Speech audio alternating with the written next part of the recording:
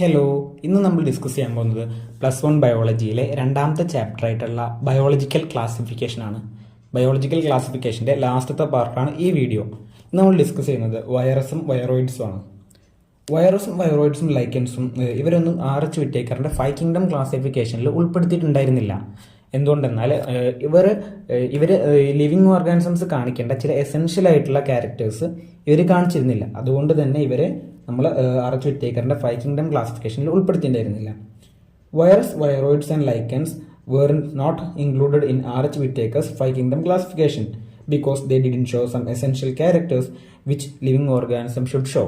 അതായത് living organisms കാണിക്കേണ്ട essential ആയിട്ടുള്ള ക്യാരക്ടേഴ്സ് അവർ കാണിക്കാത്തത് കൊണ്ട് തന്നെ അവരെ എന്ത് ചെയ്തിരുന്നില്ല, RH വിറ്റേക്കറിൻ്റെ 5 കിങ്ഡം ക്ലാസിഫിക്കേഷനിൽ ഉൾപ്പെടുത്തിയിട്ടുണ്ടായിരുന്നില്ല. അതുകൊണ്ട് തന്നെ virus are not truly living. ഈ കാരണങ്ങൾ കൊണ്ട് തന്നെ വൈറസ് ട്രൂലി ലിവിങ് അല്ല എന്നാണ് പറയുന്നത്. വൈറസ് ആർ എസെല്ലുലർ, അതായത് ഒട്ടുമിക്ക എല്ലാ ഓർഗാനിസവും ഒന്നില്ലെങ്കിൽ യൂണിസെല്ലുലർ അല്ലെങ്കിൽ മൾട്ടി സെല്ലുലർ ആവും. എന്നാൽ വൈറസ് അങ്ങനെയല്ല. കാരണം വൈറസ് നമ്മൾ എസെല്ലുലർ ആണ് പറയുന്നത്. എന്തുകൊണ്ടെന്നാൽ the lack of most of the components of the cell, അതായത് ഒരു സെല്ലിലെ ഒട്ടുമിക്ക കമ്പോണൻറ്റും ആർക്കില്ല, വൈറസിനില്ല. അതായത് ഓർഗനൽസ്, റൈബോസോംസ്, പ്ലാസ്മ മെംബ്രെയിൻ, ഇതിൽ പലതും ഇല്ലാത്തതുകൊണ്ട് തന്നെ നമ്മൾ വൈറസിനെ എസെല്ലുലാർ എന്നാണ് പറയുന്നത്. അതുപോലെ ലൂയിസ് പാസ്റ്റർ ആണ് വൈറസ് എന്നുള്ള നെയിം കൊടുത്തത്. അതിൽ വൈറസ് എന്ന് പറഞ്ഞാൽ വെനം എന്നും അഥവാ അല്ലെങ്കിൽ പോയിസണസ് ഫ്ലൂയിഡ് എന്നാണ് അർത്ഥം വരുന്നത്. Louis Pasteur named virus. അതുപോലെ വൈറസിൻ്റെ അർത്ഥം വെനം അല്ലെങ്കിൽ പോയിസണസ് ഫ്ലൂയിഡ് എന്നാണ് വരുന്നത്. അതുപോലെ ഈ വൈറസ് നമ്മൾ സെല്ലുലാർ ഓർഗാനിസം, വൈറസ് സെല്ലുലാർ അല്ലാത്ത ഓർഗാനിസംസ് ആണെന്ന് പറയുന്നത്. അതായത് virus are non cellular organism. അവരെ നമ്മളെങ്ങനെ ക്യാരക്ടറൈസ് ചെയ്യുന്നത് വെച്ചാൽ അവരുടെ ഇനേർട്ട് ക്രിസ്റ്റലൈൻ സ്ട്രക്ചർ, അതായത് അവരുടെ ലിവിങ് സെല്ലിന് പുറത്ത് അവർക്കൊരു ഇനേർട്ട് ക്രിസ്റ്റലൈൻ സ്ട്രക്ചർ ഉണ്ട്. അത് വെച്ചിട്ടാണ് നമ്മൾ അവരെ ക്യാരക്ടറൈസ് ചെയ്യുന്നത്. അതായത് നമ്മൾ അവരോട് പറഞ്ഞു അവർ സെല്ലുലാർ ആണെന്ന്. അതായത് virus are non cellular organisms, അവർക്ക് സെല്ലില്ല. അതുകൊണ്ട് തന്നെ അവരെ നമ്മൾ എങ്ങനെ ക്യാരക്ടറൈസ് ചെയ്യുന്നു വെച്ചാൽ അവർക്ക് അവരുടെ ലിവിങ് സെല്ലിന് പുറത്തായിട്ട് അവർക്കൊരു ഇനേർട്ട് ക്രിസ്റ്റലൈൻ സ്ട്രക്ചർ ഉണ്ട്. അത് വെച്ചിട്ടാണ് നമ്മൾ അവരെ ക്യാരക്ടറൈസ് ചെയ്യുന്നത്. എന്നാൽ അവർ ഏതെങ്കിലും ഒരു ഹോസ്റ്റിൽ എത്തിപ്പെട്ടാൽ, അവരൊരു ഇൻഫെക്റ്റ് ചെയ്ത് കഴിഞ്ഞാൽ ഒരു സെല്ലിനെ അവരെന്ത് ചെയ്യുന്നത് വെച്ചാൽ ആ സെല്ലിൻ്റെ എല്ലാ മെഷീനറിയും യൂസ് ചെയ്തിട്ട് അവരെ റെപ്ലിക്കേറ്റ് ചെയ്യും. അതായത് അവർ കുറേ റീപ്രൊഡ്യൂസ് ചെയ്ത് കോപ്പീസ് ആയിട്ട് അവരെന്ത് ചെയ്യും, അവരെ റെപ്ലിക്കേറ്റ് ചെയ്യും. അങ്ങനെ അവരെന്ത് ചെയ്യും, ആ ഹോസ്റ്റിൻ്റെ ഫുൾ കൺട്രോൾ അവരെടുത്തിട്ട് അവർ ലാസ്റ്റ് ആ ഹോസ്റ്റിനെ കൊല്ലും. അതായത് once they infect a cell, they take over the machinery of the host to replicate themselves, killing the host. അതുപോലെ തന്നെ നമ്മൾ വൈറസിനെ ഒബ്ലിഗേറ്റ് പാരസൈറ്റ് ആയിട്ടാണ് കൺസിഡർ ചെയ്യുന്നത്. അതായത് അവർക്ക് അവരുടെ ലൈഫ് സൈക്കിള് മറ്റൊരു ഹോസ്റ്റിൻ്റെ ഇത് എക്സ്പ്ലോയിറ്റ് ചെയ്യാതെ അവർക്ക് അവരുടെ ലൈഫ് സൈക്കിൾ കംപ്ലീറ്റ് ചെയ്യാൻ പറ്റില്ല. They cannot complete it's life cycle without exploiting A suitable host. ഒരു സ്യൂട്ടബിൾ ആയിട്ടുള്ള ഒരു ഹോസ്റ്റിനെ അവർക്ക് എക്സ്പ്ലോയിറ്റ് ചെയ്യാതെ ഈ വൈറസിൻ്റെ ലൈഫ് സൈക്കിൾ കംപ്ലീറ്റ് ആവില്ല. അതുകൊണ്ട് തന്നെ നമ്മൾ വൈറസിനെ ഒബ്ലിഗേറ്റ് പാരസൈറ്റ് എന്നാണ് പറയുന്നത്. അതുപോലെ 1892 DJ ഇവാനോസ്കി ടൊബാക്കോ മൊസൈക്ക് വൈറസിനെ ഡിസ്കവർ ചെയ്തു. ടൊബാക്കോ മൊസൈക്ക് വൈറസ് എന്ന് പറയുമ്പം അവർ ബാക്ടീരിയേക്കാളും ചെറുതാണ്. ഇവരാണ് ടൊബാക്കോ പ്ലാന്റ്സിൽ ഡിസീസ് കോസ് ചെയ്യുന്ന വൈറസാണ് ടൊബാക്കോ മൊസൈക്ക് വൈറസ്. ഇവർ ബാക്ടീരിയേക്കാളും ചെറുതാണ്. DJ ഇവാനോസ്കി ആണ് ടൊബാക്കോ മൊസൈക്ക് വൈറസിനെ ഡിസ്കവർ ചെയ്തത് 1892.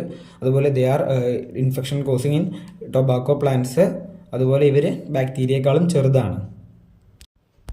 അതുപോലെ 1898 MW ബേജർനിക്ക് ഇതിനെ വിശേഷിപ്പിച്ചത് കണ്ടേജിങ് വിവിയം ഫ്ലൂയിഡ് എന്നാണ്. അതായത് ഇൻഫെക്ഷ്യസ് ലിവിങ് ഫ്ലൂയിഡ്. 1898 MW ബേജർനിക്ക് ഇതിനെ വിശേഷിപ്പിച്ചത് കണ്ടേജിയം വിവിയം ഫ്ലൂയിഡ് എന്നാണ്. അതായത് ഇൻഫെക്ഷ്യസ് ലിവിങ് ഫ്ലൂയിഡ് എന്നാണ് ഇതിനെ അതായത് ജീവനുള്ള ഇൻഫെക്ഷ്യസ് ആയിട്ടുള്ള ലിവിങ് ഫ്ലൂയിഡ് എന്നാണ് വിശേഷിപ്പിച്ചത്. അത് എന്തുകൊണ്ടെന്നാൽ ഇത് 1898 ബേജർനിക്ക് നടത്തിയ ഒരു എക്സ്പെരിമെന്റിന്റെ ബേസിലായിരുന്നു ഇത് സ്റ്റേറ്റ്മെന്റ് ബേജർനിക്ക് പറഞ്ഞത്. ബേജർനിക്ക് 1898 ഒരു ഇൻഫെക്റ്റഡ് ആയിട്ടുള്ള പ്ലാന്റിൽ നിന്നും അതിന്റെ എക്സ്ട്രാക്ട് എടുത്തു. എന്നിട്ട് അത് ഒരു ഹെൽത്തിയർ ആയിട്ടുള്ള ഒരു ടൊബാക്കോ പ്ലാന്റിൽ കുത്തിവെച്ചു. അപ്പം ഈ ഇൻഫെക്റ്റഡ് പ്ലാന്റിലുള്ള ഡിസീസ് ഹെൽത്തിയർ ആയിട്ടുള്ള പ്ലാന്റിലും പിന്നെ കണ്ടുവരാൻ തുടങ്ങി. അപ്പം അതിൽ നിന്നാണ് MW ബേജർനിക്ക് ഇങ്ങനത്തെ ഒരു സ്റ്റേറ്റ്മെന്റ് ചെയ്തത്. അതായത് കണ്ടേജിയം വിവിയം ഫ്ലൂയിഡ്, അതായത് ഇൻഫെക്ഷ്യസ് ലിവിങ് ഫ്ലൂയിഡ് എന്നുള്ള രീതിയിലെത്തിയത്. പിന്നീട് 1935 WM സ്റ്റാൻലി ഈ വൈറസിനെ ക്രിസ്റ്റലൈസ് ചെയ്യാന്നുള്ളത് കണ്ടുപിടിച്ചു. 1935 WM Stanley showed that viruses could be crystallized ഈ ക്രിസ്റ്റലിൽ ഏറ്റവും അധികം ഉണ്ടാകുന്നത് പ്രോട്ടീനും ആയിരിക്കും. പ്രോട്ടീനും ഉണ്ടാവും, അതുപോലെ ജനറ്റിക് മെറ്റീരിയൽ ഉണ്ടാവും. ഇതിൽ ഏറ്റവും അധികം പ്രോട്ടീൻ ആയിരിക്കും. ജനറ്റിക് മെറ്റീരിയൽ എന്ന് പറയുമ്പോൾ വൈറസിന്റെ ജനറ്റിക് മെറ്റീരിയൽ പറഞ്ഞാൽ DNA ഉണ്ട്, RNA ഉണ്ട്. ഇതിൽ ഒരു വൈറസിന് ഏതെങ്കിലും ഒന്നേ ഉണ്ടാവും, ഒന്നില്ലെങ്കിൽ DNA അല്ലെങ്കിൽ RNA. ഇവരിൽ ഇൻഫെക്ഷ്യസ് ആയിട്ടുള്ളതും ഈ ജനറ്റിക് മെറ്റീരിയൽ ആണ്. ഒരു വൈറസ് എന്ന് പറയുമ്പോൾ അതൊരു ന്യൂക്ലിയോ പ്രോട്ടീൻ ആണ്. ന്യൂക്ലിയോ പ്രോട്ടീൻ എന്ന് പറയുമ്പം ന്യൂക്ലിക് ആസിഡ് പ്രോട്ടീനായിട്ട് ബൗണ്ട് ചെയ്തിട്ടുള്ള ഒരു കോംപ്ലക്സിനാണ് നമ്മൾ ന്യൂക്ലിയോ പ്രോട്ടീൻ എന്ന് പറയുന്നത്. അതായത് a complex consisting of a nucleic acid bounded to a protein. പിന്നീട് നമ്മൾ ഈ വൈറസ് എന്ന് പറയുമ്പോൾ വൈറസിന് പ്ലാന്റ്സിലും അനിമൽസിലും അതുപോലെ തന്നെ ബാക്ടീരിയയിലും ഡിസീസ് കോസിങ് ആണ് ആ ഒരു വൈറസ്. അപ്പം ഇത് പ്ലാന്റ്സിൽ കോസ് ചെയ്യുന്നത് പറഞ്ഞാൽ സിംഗിൾ സ്ട്രാൻഡഡ് RNA വൈറസ് ആയിട്ടാണ്, RNA വൈറസിലൂടെയാണ് കോസ് ചെയ്യുന്നത്. അതായത് ഇൻ പ്ലാന്റ്സ് ഡിസീസ് കോസ് ചെയ്യുന്നത് വൈറസ് ഡിസീസ് കോസ് ചെയ്യുന്നത് പറഞ്ഞാൽ സിംഗിൾ സ്ട്രാൻഡഡ് RNA വൈറസിലൂടെയാണ്. അതുപോലെ തന്നെ ഇനി എനിമൽസിന്റെ കേസിലോട്ട് നോക്കുമ്പം disease causing in animals single അല്ലെങ്കിൽ ഡബിൾ സ്ട്രാൻഡഡ് ആയിട്ടുള്ള RNAയും അതിൻ്റെ ഒപ്പം തന്നെ ഡബിൾ സ്ട്രാൻഡഡ് DNAയും ഡിസീസ് കോസിങ് ആണ്. അതായത് പ്ലാന്റ്സിൽ സിംഗിൾ സ്റ്റാൻഡേർഡ് RNA വൈറസ് ആണ് ഡിസീസ് കോസ് ചെയ്യുന്നത്. എന്നാൽ എനിമൽസിന്റെ കേസിലോട്ട് വരുമ്പം സിംഗിളോ ഡബിൾ സ്റ്റാൻഡേർഡോ ആയിട്ടുള്ള RNAയും അതോടൊപ്പം തന്നെ ഡബിൾ സ്റ്റാൻഡേർഡ് ആയിട്ടുള്ള DNAയും ഡിസീസ് കോസിങ് ആണ്. നമുക്ക് എന്താണ് ബാക്ടീരിയോഫേജസ് എന്ന് നോക്കാം. Bacteriophages virus that infect bacteria. ബാക്ടീരിയയെ ഇൻഫെക്ട് ചെയ്യുന്ന വൈറസിനാണ് നമ്മൾ ബാക്ടീരിയോഫേജസ് എന്ന് പറയുന്നത്. ഇതിൽ ഡബിൾ സ്റ്റാൻഡേർഡ് DNA വൈറസ് ആണ് കോസ് ചെയ്യുന്നത്.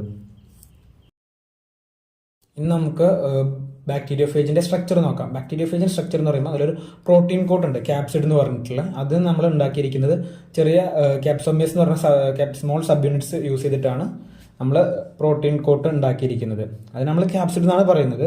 ഇത് നമുക്ക് ന്യൂക്ലിക് ആസിഡിന്റെ പ്രൊട്ടക്ഷന് വേണ്ടിയിട്ടാണ് ഉള്ളത്. അതായത് പ്രോട്ടീൻ കോട്ട് ഉണ്ട്, അതിന്റെ പേര് ക്യാപ്സിഡ് എന്നാണ്. അത് നമ്മൾ ഉണ്ടാക്കിയിരിക്കുന്നത് ക്യാപ്സോമിയസ് എന്ന് പറഞ്ഞ സ്മോൾ സബ് യൂണിറ്റ്സ് യൂസ് ചെയ്തിട്ടാണ്. ഇത് പ്രൊട്ടക്ട് ചെയ്യും എന്തിനെ, ന്യൂക്ലിക് ആസിഡിനെ. അതുപോലെ ഇത് അറേഞ്ച് ചെയ്തിരിക്കുന്നത് പറഞ്ഞാൽ ഹെലിക്കലും പോളിഹിഡ്രലും ആയിട്ടുള്ള ജിയോമെട്രിക്കൽ ഫോംസിലാണ് അറേഞ്ച് ചെയ്തിട്ടുള്ളത്. ഇതിൽ ഹെലിക്കൽ ഷേപ്പ് ആണെങ്കിൽ അത് ടൊബാക്കോ മൊസൈക്ക് വൈറസിന്റെ ക്യാപ്സിഡാണ്. പോളിഹിഡ്രൽ ആണെങ്കിൽ അത് ബാക്ടീരിയോഫേജിന്റെ ക്യാപ്സിഡാണ്. നമുക്ക് വൈറസ് ഡിസീസ് ഇൻ ഹ്യൂമൻ നോക്കാം. അതായത് ഹ്യൂമനിൽ കോസ് ചെയ്യുന്ന virus disease common cold, flu, mumps, smallpox, ഇതൊക്കെയാണ് നമ്മുടെ ഹ്യൂമനിൽ വൈറസ് കോസ് ചെയ്യുന്ന ഡിസീസ്. അതുപോലെ എയ്ഡ്സും ഉണ്ട്. എയ്ഡ്സ് കോസ് ചെയ്യുന്നത് HIV എന്ന് പറഞ്ഞ വൈറസ് ആണ്. അതുപോലെ നമുക്ക് വൈറൽ ഡിസീസ് ഇൻ പ്ലാന്റ്സ് നോക്കാം. മൊസൈക്ക് ഫോർമേഷൻ, അതുപോലെ leaf rolling, yellowing, vein clearing, dwarfing, stunted growth, ഇതൊക്കെയാണ് നമ്മളെ പ്ലാന്റിൽ കണ്ടുവരുന്ന വൈറൽ ഡിസീസ്. ഇനി നമുക്ക് എന്താണ് വൈറോയിഡ്സ് നോക്കാം. വൈറോയിഡ്സ് എന്ന് പറയുമ്പോൾ അത് വൈറസിനെ പോലെ തന്നെ ഇൻഫെക്ഷ്യസ് ആണ്. 1971 ടിയോ ഡിനർ ആണ് വൈറോയിഡ്സിനെ കണ്ടുപിടിക്കുന്നത്. ഇതിന്റെ പ്രത്യേകത പറഞ്ഞാൽ ഇതിൽ RNA ഫ്രീ ഫ്ലോട്ടിംഗ് ആണ്. അതായത് ഇതിന് ക്യാപ്സിഡ് ഇല്ല. അതായത് വൈറസിനെ പോലെ ഇതിന് ഈ പ്രോട്ടീൻ കവറിങ് ഇല്ല. അതുകൊണ്ട് തന്നെ ഇതിൽ ഫ്രീ ഫ്ലോട്ടിംഗ് ആയിട്ടാണ് RNA കാണുന്നത്. ക്യാപ്സിഡ് ആബ്സെന്റ് ആണ്. അതുപോലെ ഇവര് പൊട്ടാറ്റോയിൽ, അതായത് in potato they cause potato spindle tuber disease. അതായത് പൊട്ടാറ്റോയിൽ ഇവര് പൊട്ടാറ്റോ സ്പൈഡൽ ട്യൂബർ ഡിസീസ് ആണ് കോസ് ചെയ്യുന്നത്. അപ്പോൾ നമ്മുടെ ബയോളജിയിലെ +1 ബയോളജിയിലെ രണ്ടാമത്തെ ചാപ്റ്റർ ആയിട്ടുള്ള ബയോളജിക്കൽ ക്ലാസിഫിക്കേഷൻ ഇവിടെ കംപ്ലീറ്റ് ആവുകയാണ്. Thank U.